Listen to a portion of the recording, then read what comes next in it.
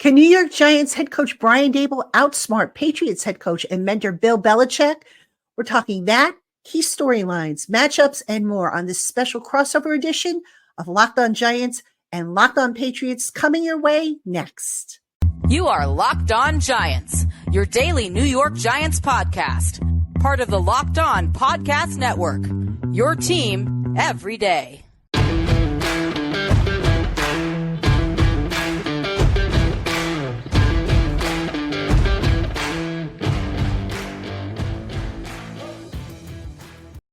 This episode of Crossover Thursday is brought to you by Prize Picks. Go to prizepicks.com/LockedOnNFL and use the promo code LockedOnNFL for a first deposit match up to $100. That's prizepicks.com/LockedOnNFL for a first deposit match up to $100. Hello, everybody. Welcome on in to Crossover Thursday on this Locked On Giants, Locked On Patriots edition. My name's Patricia Traina. I am the host of Locked On Giants, and I am absolutely delighted to be alongside of a very good friend, a guy that I absolutely adore, Mike Debate. He is the host of Locked On Patriots. And Mike, first off, it is so good to see you. We only see each other really once every 4 years, but when we do, it is always a treat. It truly is always a treat. I was thinking about this early, Patricia, and the only bad thing about the Locked On Patriots, Locked On Giants crossovers is there just simply aren't enough of them. We don't get an opportunity to really see each other and discuss football and break down a matchup every 4 years. It's not enough. We definitely need more than that, but it's my honor, my privilege. Thank you so much for the kind words. I feel the same way in return.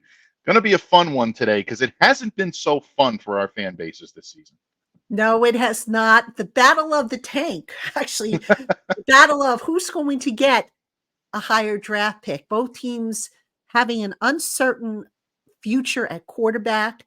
And Mike, I think we need to kind of start there with the key storylines for New England. And I'll let you obviously weigh in on what you think the key storylines are. But from my perspective, I'm kind of wondering who's going to be the quarterback on Sunday for the Patriots.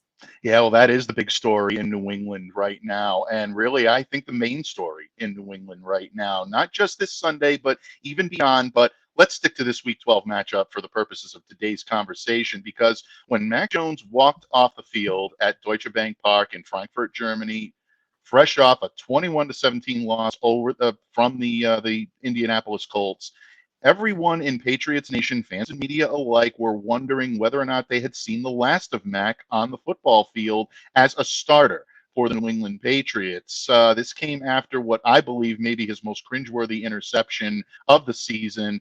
Back-footed, off balance, not a very smart throw for Mac Jones to make. Obviously, he was pulled for Bailey Zappi. Bailey threw his own egregious interception into triple coverage.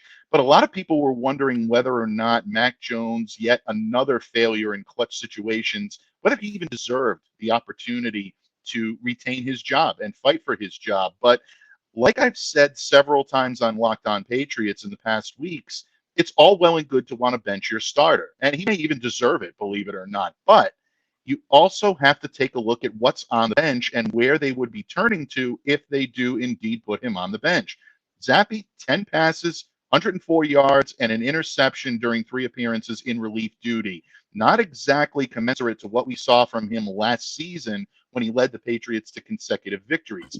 Does he still have that in him? We haven't seen it at all this year, including preseason and in the times that he's been able to come in and play mop-up duty for Mac. Will Greer is the hot name right now. A lot of people are wondering, a little enigmatic there when it comes to him, Patricia. But bottom line, he hasn't taken a meaningful in-game NFL snap in a competitive setting since 2019. So that's a lot to put on a quarterback, especially if he's a couple of years removed from his last in-game action. Then you've got Malik Cunningham, who, save for one drive to close out their opening preseason game against the Houston Texans, really hasn't shown the Patriots brass all that much. So it's all well and good to want to bench Mac, but if you're trying to remain competitive, even if the dreaded tank word is out there in the ether, it's tough to say that you want to pull the plug at this juncture. He may be your best option. At the end of the day, Patricia, he may be the only option. So I share your curiosity. The Patriots are unsurprisingly being mum on the situation, but we'll find our answer, and hopefully we'll find our answer in time for Sunday's 1 p.m. kickoff. Yes, the Patriots, of course, coming off a bye week. They are 36-18 coming off of a bye, but the New York Giants are 16-11 against teams that are coming off of a bye, and the Giants are not coming off. So the Giants, if you're looking for a reason to be optimistic, Giant fans, there's one reason. But Mike, sticking with the key storylines, let's stay on the quarterback theme, because over for the New York Giants, it's all going to be about Tommy DeVito, who's been like a feel-good story for this New York Giants. The Giants, of course, down to their third-string quarterback, DeVito, the undrafted rookie. And, he got his first start a couple weeks ago against Dallas. Didn't play horribly. Obviously he looked like a rookie, holding on to the ball too long, quick to tuck it and run instead of buying some time in the pocket. And then last week against the Washington Commanders, leading the Giants to a win, their first win in 3 games. So, now it's all about, okay, what happens from here? Now, currently, Daniel Jones is done for this season. He just had ACL surgery on Wednesday, which according to the team was a success. Tyrod Taylor, the backup, the number 2 guy, currently on IR with the ribcage injury. He has to remain on IR this week and next week during the bye, and then he's eligible to come off the injured reserve list after the bye week. So in time for the Green Bay game on Monday night.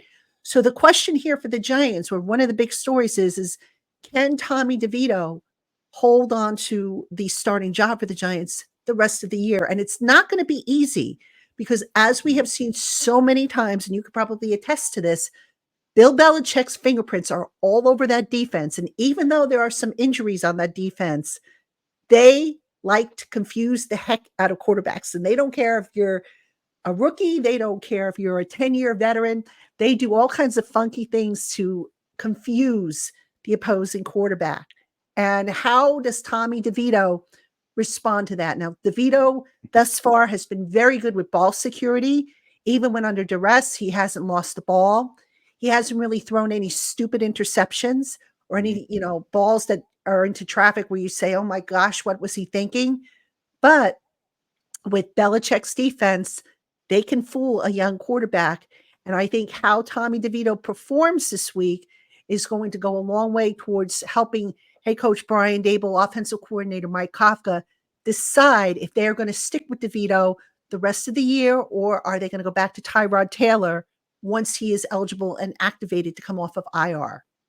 Yeah, I think that's a great question for Giants fans and media alike, and anyone in Giants country right now that's looking at the long-term future for this team, whether or not it is, behoove the Giants to continue to ride the Tommy DeVito train. We're already seeing memes up here pop up in New England Patriots social media of Joe Pesci walking through the door in Goodfellas out to, face his comeuppance in a Bill Belichick defense. And you alluded to that. I promise, folks, I won't make any more Goodfellas references from here on in, but bottom line, I think that is a good point. Bill Belichick has a penchant. He has a reputation of being very difficult, especially for young or rookie quarterbacks that may be a little wide-eyed when it comes to the type of looks that Bill Belichick is going to give you, either exotic looks or really being straightforward. And sometimes that's enough to confuse a young quarterback as well. So that, I think, is a good underlying storyline for the Patriots. But on the flip side of that, you're dealing with someone in Brian Daboll that is very familiar with Bill Belichick as well.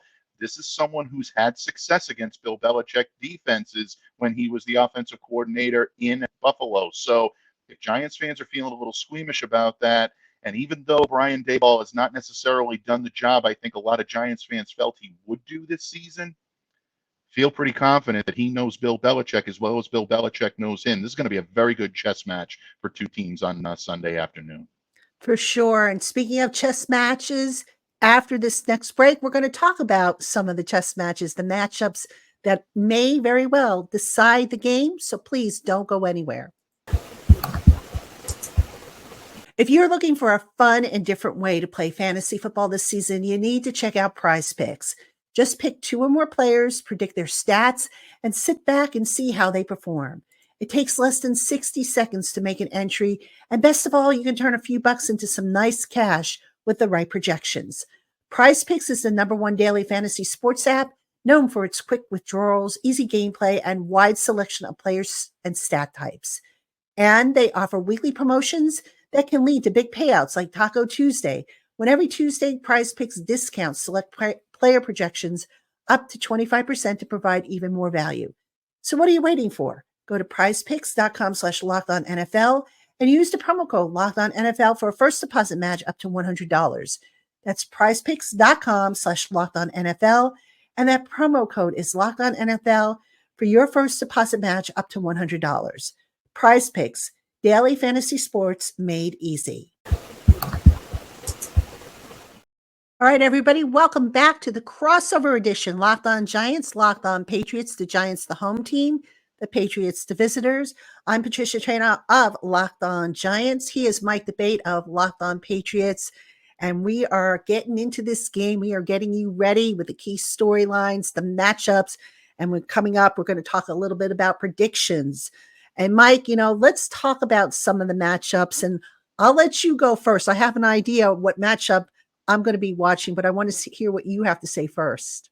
Well, what I would love to see from the New England Patriots is for the running game to get going early. This is something that has been very late blooming when it comes to the Patriots offense, and being able to utilize it to facilitate so much of what Bill O'Brien does well in coordinating an offense. You use the run to set up play action, to give Mac Jones an opportunity to hit his targets, get receivers under the defense, and then lead them there, be able to get yards after the catch. The Patriots have not done that nearly enough this season, but the last couple of games that the Patriots have played, albeit losses against the Commanders and against the Indianapolis Colts, you're starting to see the running game get going a little bit. Ramondre Stevenson, 87 yards against Washington, and then you've got in the game against the Colts in Germany, 88 yards. You're starting to see that lead back really emerge. And one of the things that has been helpful for the Patriots is play along the interior of the offensive line, blocking well for the run.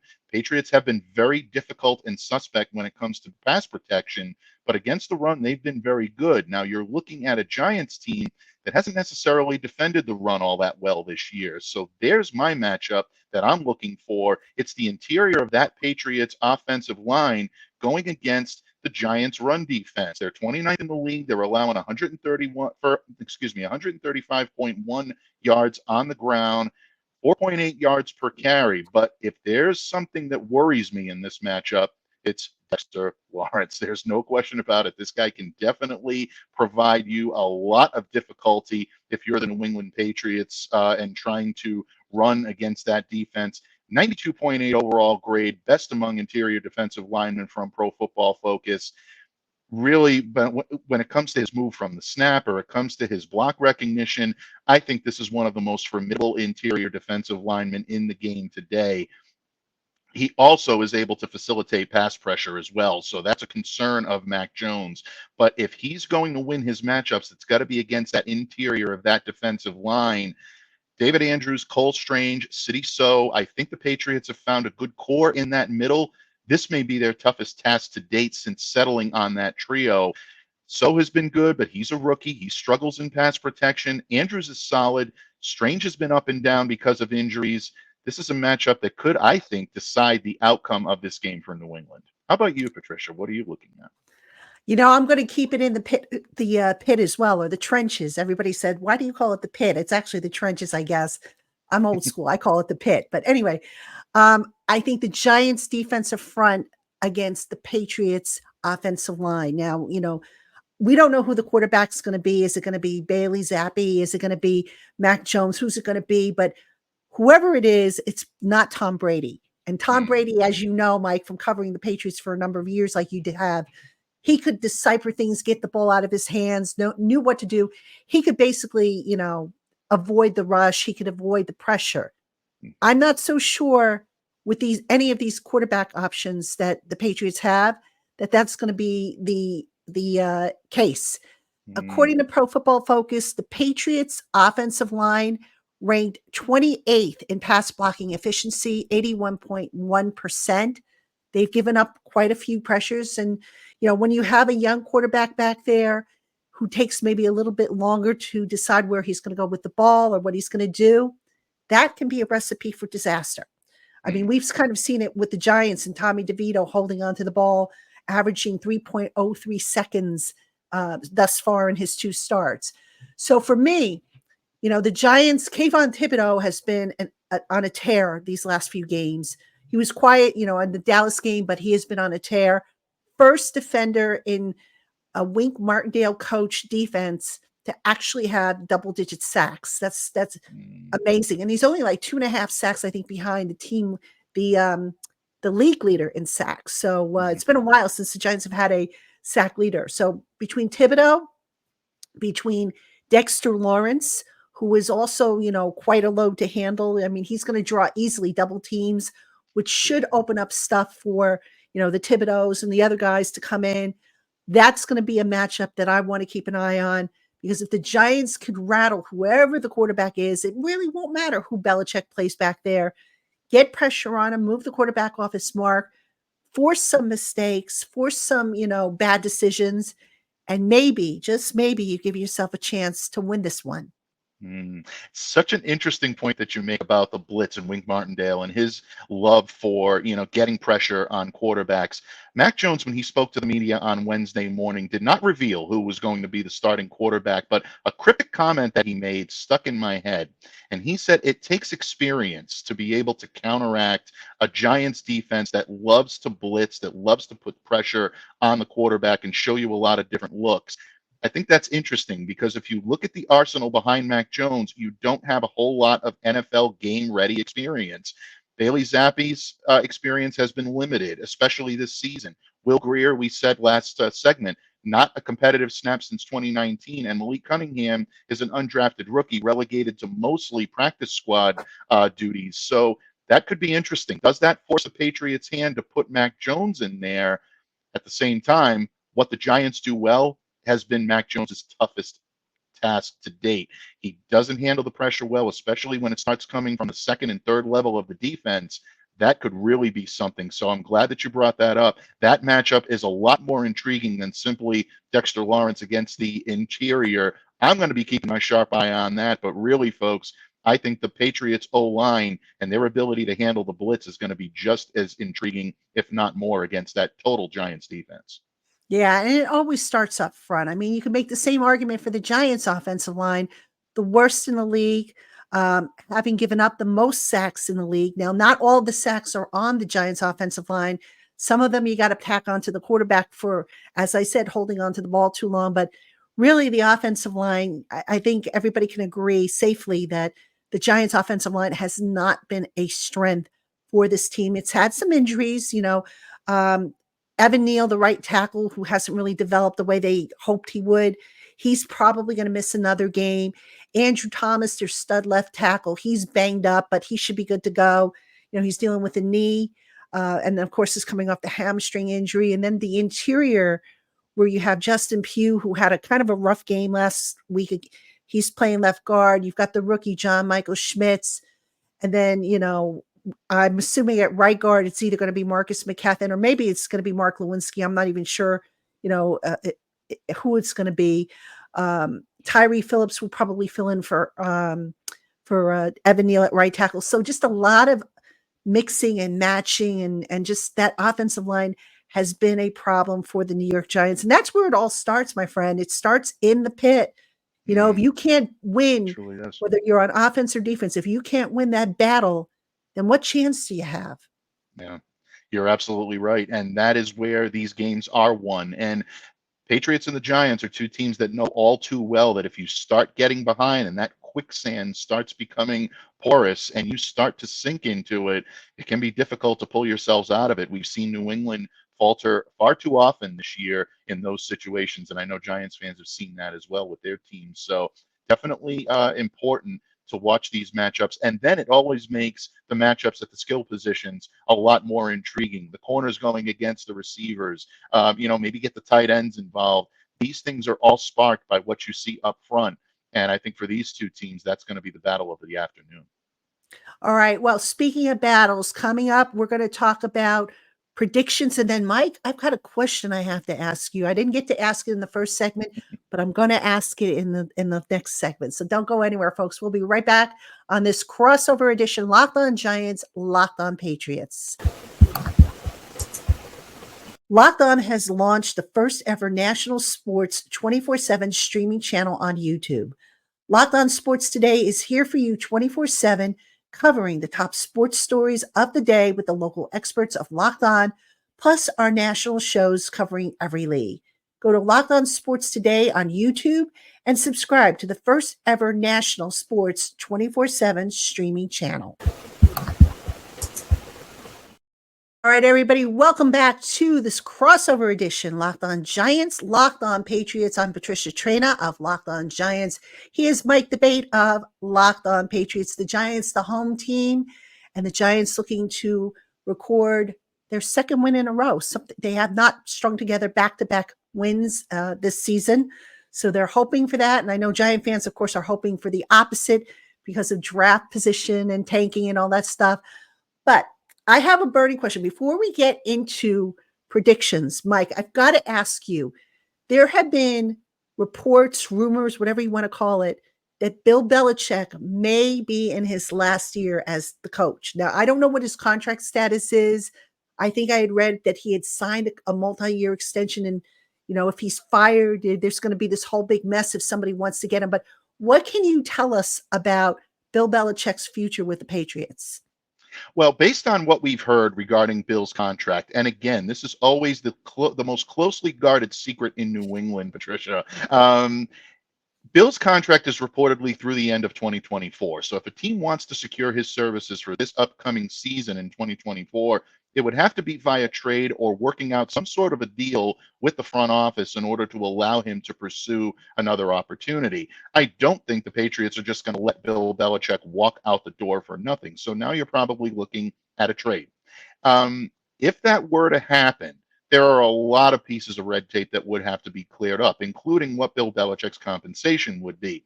That's not something that we're privy to. That's not something that is actually out there in the ether for anyone to be able to peruse. So that could get interesting. And we'll see how negotiations between someone like either Robert Kraft or Jonathan Kraft and Bill Belichick would go. Belichick is saying all the right things when you speak to him, when you talk to him during practice or, prior to practices or during media availability, saying that I'm focused on what I need to focus on. I can only control what I can control. I'm ready for the Giants or I'm ready for the Colts or whatever team is coming up on that given Sunday is going to be his main focus. But you also know that somewhere in the back of his mind, Bill Belichick realizes that he's now only one of three coaches to win 300 games. He's got his eye on Don Shula. I don't think retirement is something he's ready to do. He doesn't seem like the type of coach that's ready to walk away. So it's all well and good in New England right now to look at the 2-8 record and say Bill Belichick is the reason. The game's passed him by. Let him go. Bring in a new coach, offensive-minded coach. We're done with Bill, and the old man has finally had it. But again, it's almost like a Mac Jones situation. You know what you got. You don't know what you're going to get in that room. Who is better equipped to lead this rebuild than Bill Belichick? If the Crafts feel that a new voice is the optimal choice here, then they'll make the move. They're not going to stand on sentimentality. But at the same time, you also have to weigh all of the options of the guys you're going to be bringing in. I think right now it's a 60-40 split, in my opinion. I know that's in favor of Bill Belichick coming back to New England next year, but those are the highest odds I've given him leaving since these rumors started about 5 or 6 years ago when I first started covering the New England Patriots. This is the most likely that I would say is the opportunity for him to leave. And, where he goes is a matter of conjecture. The Chargers are being rumored. The Commanders are being rumored. Patricia, you can say this better than anyone. I know there's probably a lot of people in Giants country that would love to see Bill Belichick return. We don't know what that means for Daboll next year. I know he's been given, quote unquote, that blessing from above that they're likely to retain his services. But when Bill Belichick is dangling out there, I don't know, strange things happen. So my gut reaction tells me he's back in New England, but it would not shock me to see him leave New England at the end of this season. All right. Well, we'll just have to wait and see. And by the way, I don't think the odds of Bill Belichick landing with the Giants, I would say, are slim to none, even if he, does become available. And Mike, speaking of odds, our friends at FanDuel have the Giants as a 3.5-point underdog at home against the Patriots. What's your thought on that? Who do you think wins this weekend's game?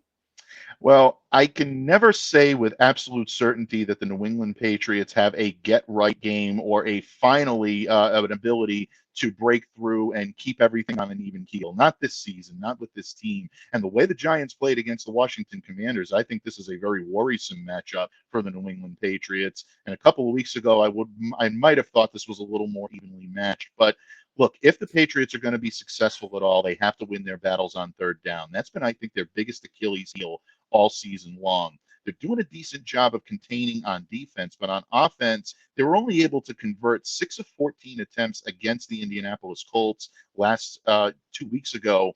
And this is a team that is not known for their third down prowess. If the Giants can win these matchups and keep the Patriots in third and long situations, it's going to be a very long afternoon for the Pats and the Meadowlands this Sunday. They need to do that, and they need to execute. That means a solid performance all the way around from their offense. And we talked about that in the previous segment. What the Patriots also have to do is they have to be smart and they have to be capable of handling the run on defense as well. And that's where guys like Jelani Tavai and Mac Wilson are going to be so vital, because I do believe that Saquon Barkley is going to draw coverage against guys like Kyle Duggar, Jabril Peppers, maybe even a Jalen Mills. Adrian Phillips may even chip in a little bit. I think he's going to be covered by safeties, but we've seen that when Barkley gets linebackers one-on-one, just take a look at the tape of what he did against Yamin Davis, and I think you can see what this kid is capable of breaking. If the Patriots allow Saquon to get those types of one-on-one matchups, it's going to be disastrous